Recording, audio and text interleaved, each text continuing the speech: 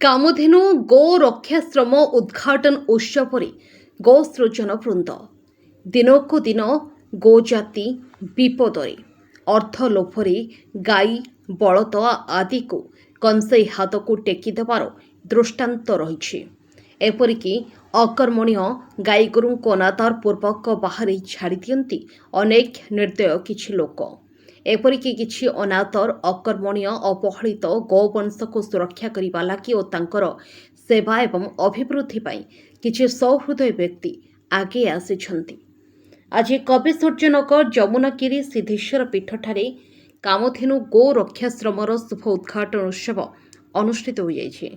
ପ୍ରଭାତ ପଣ୍ଡାଙ୍କ ତତ୍ତ୍ୱାବଧାନରେ କାର୍ଯ୍ୟକ୍ରମ ଅନୁଷ୍ଠିତ ହେଉଥିବା ବେଳେ ଗୋପୂଜା, ଗୋମାତା ପୂଜା, ଗୋକଥାମୃତ ସଂକୀର୍ତ୍ତନ ଓ ପ୍ରସାଦ ସେବନ କାର୍ଯ୍ୟକ୍ରମ ଅନୁଷ୍ଠିତ ହୋଇଛି।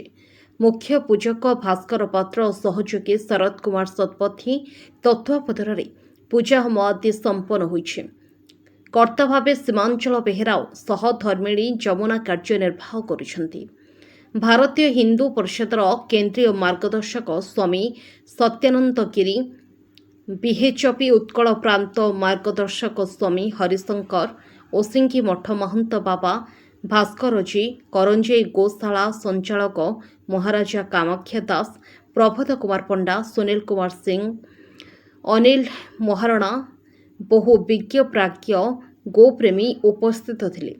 ବ୍ୟୁରୋ ରିପୋର୍ଟ, ପ୍ରେରଣା ନ୍ୟୁଜ୍ ଟୁଡେ।